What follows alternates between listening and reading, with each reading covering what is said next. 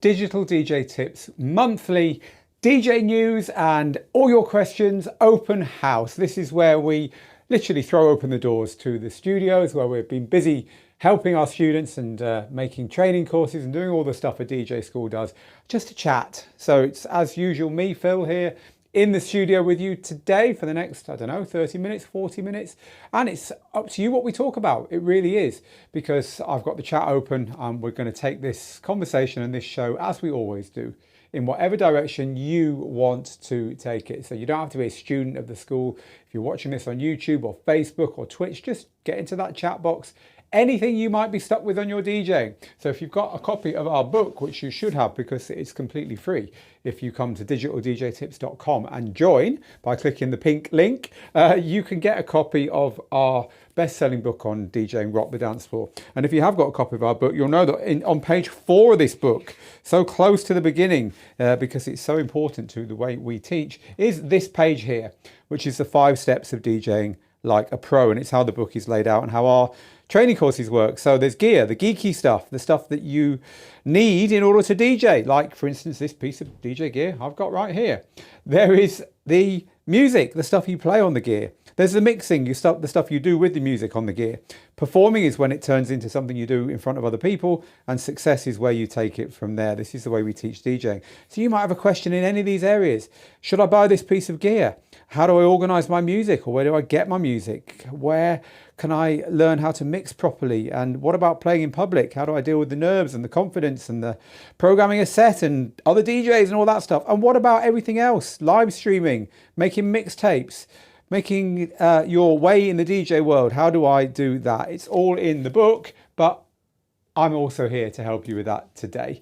So I can't wait for it. It's only once a month now due to pressure of, well, running the DJ school. We don't get a chance to do this as often as we like to. Now, we often start these shows, and it's actually exactly how I'm going to start it today, by looking at what's been going on in the DJ world. While you get typing and start thinking about stuff that I might be able to help you with, I want to show you what we've been covering on the last month here, because Digital DJ Tips is a big DJ website as well as a school, of course. So let's head over there and have a peek. So we just published an article, Everything You Want to Know about trance, but we're too afraid to ask. This is a fun article for us because it's personal. I started my DJing career as a trance DJ back in the 90s, and Steve, my partner here at Digital DJ Tips, was actually responsible for these albums, Trance Nation. They sold millions. And also, because we're about to launch a trance course with Ferry Corsten, this is something that we're talking a lot about at the moment, and also because Ferry Corsten mixed those Trance Nation CDs. So really, it's a big topic, and it's all kind of come together nicely. So that's one thing that we've been covering on the website. What else have we got? Well, we've got the review and the video of this exact controller I've got here. That's actually why it's still here.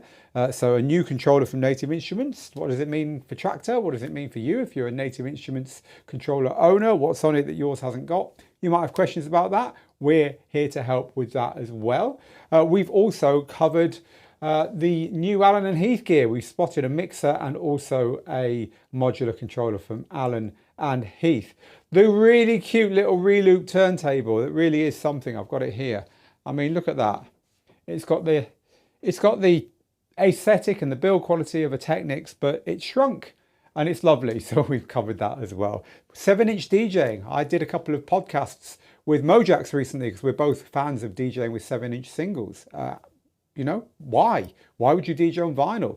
And why not? In other words, is it worth doing it just because, hey, old guys like us still think it's cool? Well, we can talk to you about that as well if you like.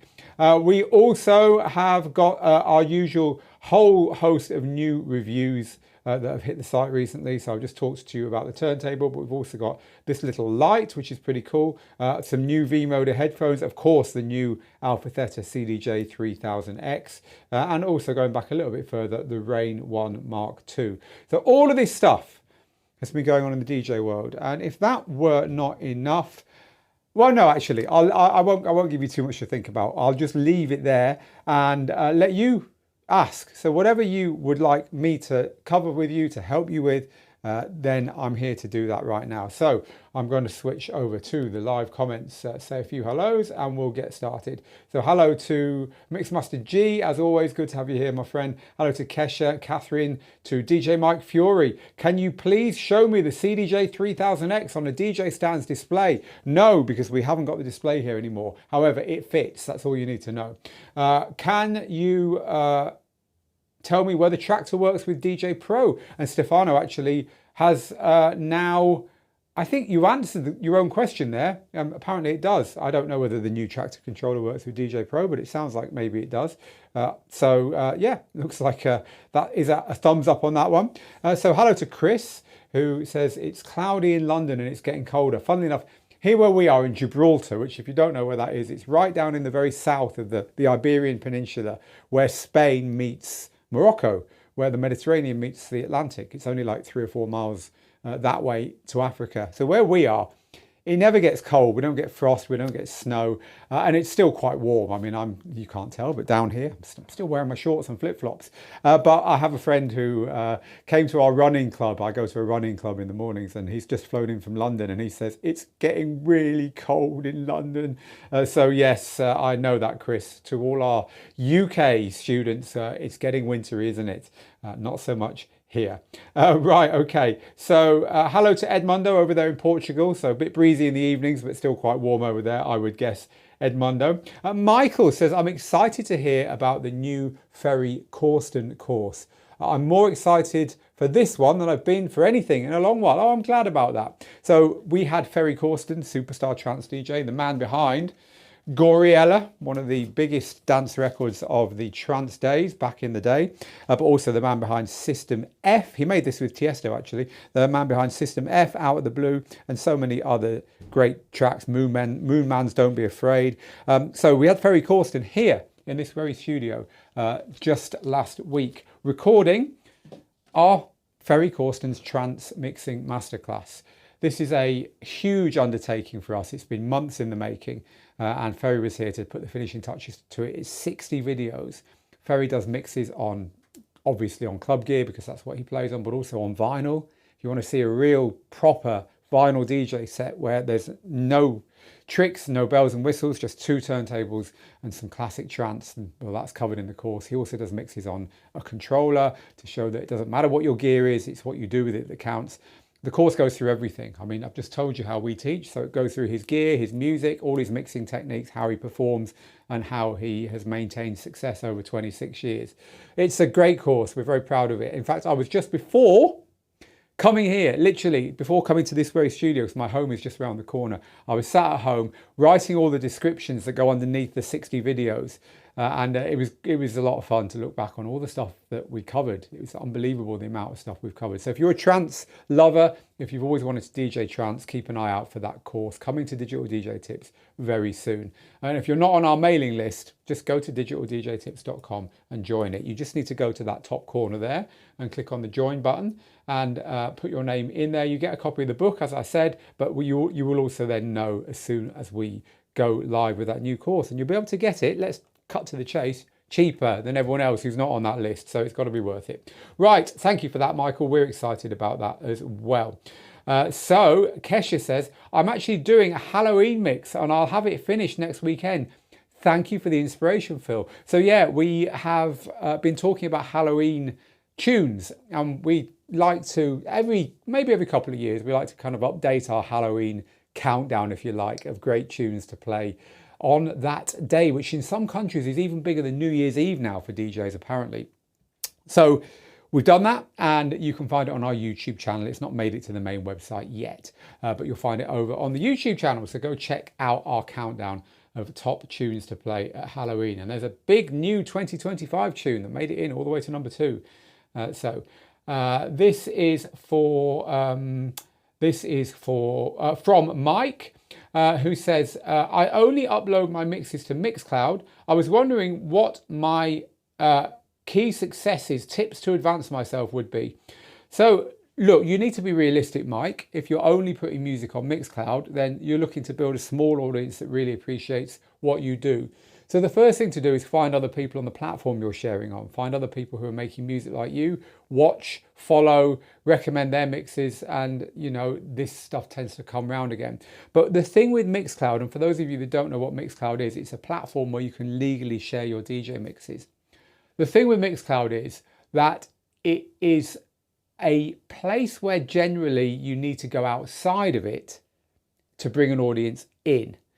And so the DJs that have done well on Mixcloud tend to have done well outside of it before. It's not the kind of platform where you can go viral like on, not that you would put a whole DJ mix on TikTok, but you know what I mean. It doesn't work that way. So it's going to be a case of whatever you're doing, Mike, you need to try and find the people who are into that away from Mixcloud. That'd be my biggest piece of advice. Away from that platform. It could be in your social media, it could be people you already know, it could be at venues you like to go out to, whatever. But you need to find people who are into what you're into. The beauty about being online is, of course, there's forums and there's places where people can find each other and hang out. Funnily enough, I was chatting about the very early days of the internet with someone this morning and how my friend's wife was really worried when the internet, literally dial-up modems and stuff, when he was disappearing up into the spare bedroom where they had the computer. And he was spending hours on end on this new thing called the internet. And it turned out that he had always thought that maybe the abominable snowman, the Yeti, was a thing. And he'd finally managed to find his people in bulletin boards and early messaging services, other people like him who were also interested in tracking down the Yeti and the abominable snowman. Does this creature really exist?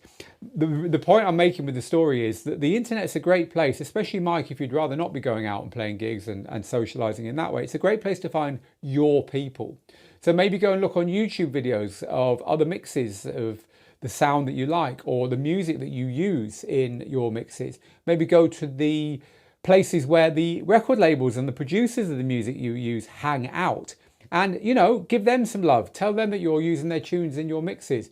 What you're looking to do is maybe add 1 or 2 people to your regulars who come and listen to your mixes every time you post on Mixcloud. 1 or 2 people every mix.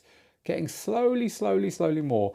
And be honest, you're never going to be the next Tiesto by sharing mixes on Mixcloud, but you might find a nice little audience of, 20, 30, 50, 100 people who really like what you do and find a friendship group there as well, which is just as important, I think.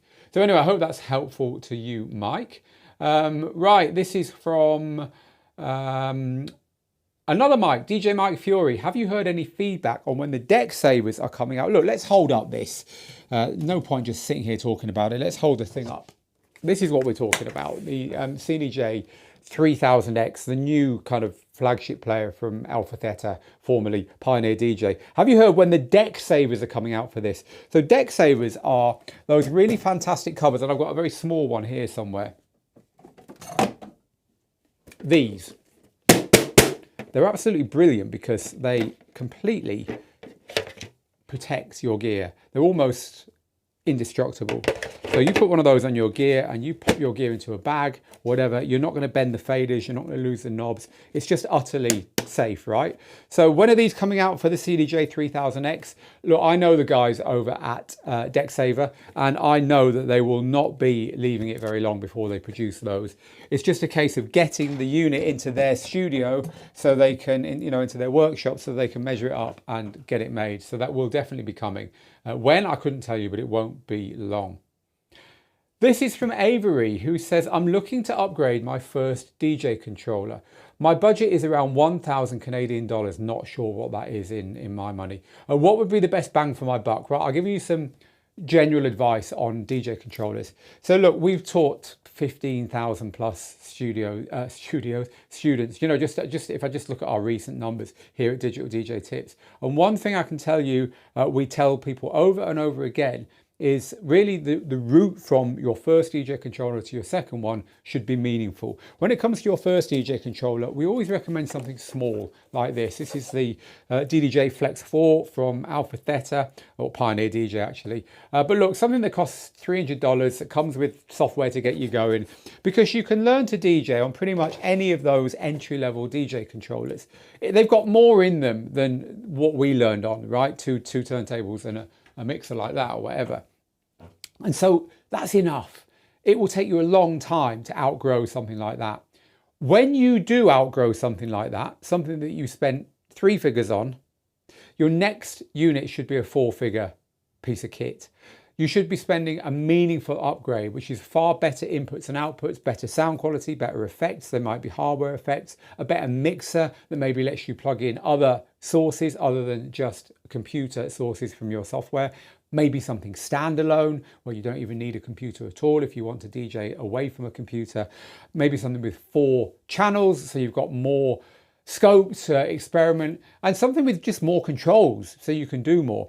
And that means money. So I can't tell you exactly what to buy next, Avery, but what I would say is you're looking at, so something from $1,000 upwards. We're talking things like the Alpha Theta Flex 10, that was the Flex 4. Things like the Denon DJ Prime 4 Plus, things like the Rain 4, for instance, or the Rain Performer, or the Rain 1, or I'm just looking around the studio now for gear that would fit this. The XDJ AZ, if you want standalone, it costs you a lot more than 1,000, but this is the kind of stuff we're looking at.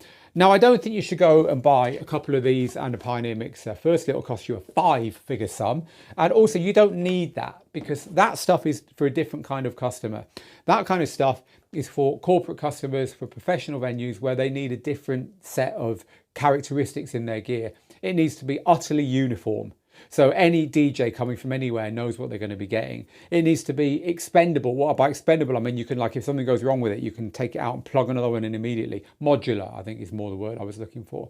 And it needs to be pretty rock solid so it won't break when it's getting abused. And that's what that kind of gear is, and that's why you pay more for it. You're not paying more for features. In fact, that's got less on it than good software and a really good software controller. So don't think you need to go down that route, but certainly spend 5 times the amount you spent on your first controller is probably a good rule of thumb. But apart from that, Avery, you should be checking out the reviews on the site, because here you can not only see full video reviews and often training tutorials for all this gear, but you can filter them. So you can head into your DJ gear section here on our site, select, say, controllers or standalone units if you want standalone, and then you can even then start selecting what they work with to narrow it down and make it very easy to pick something. And in our reviews, the ones at the top are always the newest. So top left is always newer than bottom right. So that ought to help you. Well, good luck. And of course, if you have any more questions and you are a Digital DJ Tips student, do head over to your Student Hub group where, well, as you know, we always like to help individually with this stuff. Okay, where are we then? We're looking for questions. This is Digital DJ Tips' Open House. It's our monthly live show where we talk about what's going on in the DJ world, but more importantly, we answer all your questions. And there's loads of questions coming in. I'm sorry I won't be able to get to them all. I never can. However, Live Moonside says, I love this channel. That's why I bought a Denon SC Live 4. Oh, good. Oh, I also wanted to show you this. Thank you very much for that, Live Moonside. I actually also wanted to show you this because I just mentioned it. If you scroll to the bottom of our website and you click on this link here, free gear tutorials. We hide this down here. I'm not really sure why, but here you'll find a real gem of stuff, because this is hours and hours and hours of free training on some of the biggest pieces of DJ gear ever released. So for instance, the Alpha DJ XDJ AZ here is the latest one we've done. We've also got the Rain Performer and the Rain 4 and the Flex 10 and the Opus Quad and the XDJ XZ there, and they carry on the Prime 4, Prime 4 Plus, Prime 2, XDJ RX3, etc, etc. The old CDJ 3000, there's a new CDJ 3000X coming. But I just want to show you that these are not your normal videos. We're going to click through to one here, and I'm going to show you what's in it. So firstly, take a look at this. This video here for the XDJ AZ is 2 hours and 15 minutes long. So this is not your standard YouTube fare. And then if you also look down here, you'll see that we literally talk you through absolutely everything that this unit can do and everything you can do on it, with links directly to it. So if you want help with the controls of the touch screen on the XDJ AZ, you just click on it. It will take you straight to that part of the tutorial and I'll explain it to you. This is the manual that you wish you got with your DJ gear, because you're not going to have to flick through that horrible PDF or that thick paper manual in 17 languages. It's all explained and brought to life for you on those videos. So if you're thinking of buying as I was saying to Avery earlier, if you're thinking of spending that 4-figure sum on DJ gear, don't just go in blind. Come and have a look. And if you've ordered something, we might just have the training tutorial there, which means that you can get up to speed before it arrives. So when you unbox that thing and put it down on your desk and you're ready to go, you know what you're doing with it far better than if you hadn't had that chance to get up to speed before it arrived. So do take a look at our video manuals and training tutorials. It's something that we get tens of thousands of views every month on, because hopefully the people looking at them are finding them very useful. Right, okay, questions. Let's carry on then. So hello to Puma Schema in Berlin. Hello to Keith Chief indeed, who says salute, coming back at you, Keith Chief. Why is Traktor DJ now overshadowed by Serato and Rekordbox, says DJ Conrad. They were pioneers in DJ software. What went wrong? Well, look, Traktor hasn't gone away because this is the latest Traktor controller, and a very nice little controller it is too. It's got features that you don't get on other controllers. One thing I particularly like is the fact that you can change the effects. So I could have a filter on here, but I could have, for instance, a reverb on here. So these two do different things at the same time. You see the different colors. You can't do that on other controllers. This has got a really lovely sounding sound card in it. By the way, this is just an entry-level controller. This is the Traktor take on the one I held up and showed you earlier, this, right? So, you know, they haven't gone away. They're still here. And this actually, because it sounds really nice, Traktor's always been about sound quality. This is one of the few beginner controllers that you actually have to plug in because they don't want you to use the USB power and then compromise what it sounds like. So look, we like this. This is good. This is promising. Why did they fade? They just took their eye off the ball. Their software is still behind other people's. I mean, it sounds good. For electronic music, it loops really nicely. The effects are really nice, but the software is still behind the other leaders in the market. And Traktor's probably dropped to 10-11% of the DJ software world. Rekordbox and Serato are still by far the biggest software platforms, and DJ Pro, Virtual DJ and Traktor are kind of carving up the rest between them. But look, it's a good platform. They just took their eye off the ball really for a few years there. And I wouldn't say their eye is 100% on it again, frankly, but they are showing promise with new gear and so on. So they're certainly looking healthier than they have for a few years. But yeah, that's why DJ Conrad, I guess they just, the parent company Native Instruments was funding other things, and DJing kind of took a backseat for a little while. Okay, so hello to Jack Seeker, Facebook, Florida. Welcome, Jack. This is from Michael, who says, all the Denon Prime gear came out and completely overshadowed what Traktor could do. It's certainly what flipped me. Well, yeah, just generally the market moving on. I totally agree with you there. So let's move on then and find questions around stuff which is slightly different. And I found a music question. I always like to have a music question. This is, well, it's a music comment anyway. Whether it turns into a question or not, hey, we'll find out. It's from Adrian, who says, my Italian disco and my 80s high energy mixes get lots of listens on Mixcloud. This is help for Mike. As there seems to be a bit of a cult fan scene going on around that on the platform. My contemporary mixes are just really demo mixes for anyone who's interested. So you highlight something that's really good here. Thank you for doing so, Adrian. If you want to stand out, do something different. Because if you just do what everyone else is doing, I mean, I'm not saying that that's what you do, Mike. I don't know what you're doing exactly on Mixcloud, but if you want to stand out, do something different. So if everyone else is just mixing, you know, the latest tech house tracks that they've got in their Beatport Top 100 and downloaded this month, and that's all you're doing as well, can't really expect to find a big scene around that. But as Adrian says, you know, Adrian's doing Italian disco and 80s high energy mixes, and they're different. They're getting him results. So thank you for that. Yeah, you know, trying to think of a way to stand out. Funnily enough, we were talking to Ferry Corsten, who, as I said, was in this studio just a week ago, about exactly the same thing. Look, Ferry Corsten is a superstar DJ. Ferry Corsten sits in for Tiesto when he can't do his show. Ferry Corsten has made some of the biggest songs ever made in dance music. Ferry said, I don't want to just go touring under my own name, Ferry Corsten. It's boring. It doesn't give the promoters something to hook onto. So Ferry's done all kinds of alter egos and all kinds of ways of keeping himself and what he does fresh. And so look, if big DJs are reinventing themselves and trying to think of something new that will engage with the audience, there's not really any excuse for the rest of us not to either. So thank you for that. So DJ Stu C, hello Stu, over on YouTube. I glad to have you here, and I hope you're well. It says deck savers work brilliantly for controllers and for standalone units when you're traveling with them. Mine is paired up with a Magma bag and it's bomb proof. Yeah, the thing is, you know, bags are great, and we really don't want to be carrying around heavy boxes and, you know, plywood, metal cornered stuff. You know, we don't want to be carrying that around. It weighs more than the gear that's in it. But the problem with bags is that your faders and knobs and so on can get caught when you're putting the gear in and out, or you could sit on it, or it could get put on top of something else and something on top of it and so on. And the thing that will always break are the faders. They'll bend and so on, or you might lose a knob or whatever. This way, the deck saver keeps it all. It's almost like you've put it into a hard case before you put it into a soft case. They are brilliant. I think so too. Right, okay, so this is from DJ Tough Reel on Facebook. Tough Reel says, first and foremost, I love Algorithm DJ Pro 5.4. This is my favorite software and my number one right now. I'm currently using DDJ Rev 1 and DJM 750 mixer, and it's amazing. Well, basically, that's it. That's all you wanted to say.